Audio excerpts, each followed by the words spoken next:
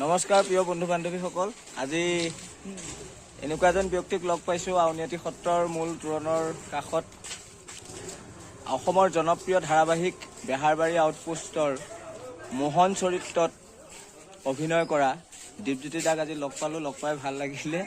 কিবা এফাকে আমাৰ ৰাইজক আপুনি সকলোকে মই সেৱা আৰু শ্ৰদ্ধা জ্ঞাপন কৰিছোঁ আৰু আজি পবিত্ৰ ৰাস পূৰ্ণিমা, সকলোকে ৰাস পূৰ্ণিমাৰ শুভেচ্ছা জ্ঞাপন কৰিছোঁ। আজি মই আহিছোঁ মাজুলীত বালিচাপৰিত ৰাসৰ অভিনয় কৰিবৰ কাৰণে, আৰু ওচৰতে যিহেতু আউনীআটী সত্ৰ আৰু প্ৰভু ঈশ্বৰৰ তাতে মই শৰণ লৈছোঁ। প্ৰভু ঈশ্বৰকো মানে দেখা কৰিবলৈ আহিছিলোঁ, তেখেত নাপালোঁ, কাইলৈ আহিম। কাইলৈ আহিব। গতিকে সকলো ভালে থাকক, আজি সুস্থ হৈ থাকক। জয় জুবিন দা, জয় জয় অসম। আজি আপুনি বালিচাপৰিত মাজুলীত আপুনি কি চৰিত্ৰত অভিনয় কৰিব? মই নন্দালয় ৰামধন। সকলোৱে আহিব, সকলোকে নিমন্ত্ৰণ জনাইছোঁ। সকলোৱে আহিব। সমূহ অসমবাসী ৰাইজক আমি ৰাস পূৰ্ণিমাৰ যি পবিত্ৰ ৰাসৰ সকলোকে আমি মাজুলীলৈ স্বাগতম জনাইছোঁ।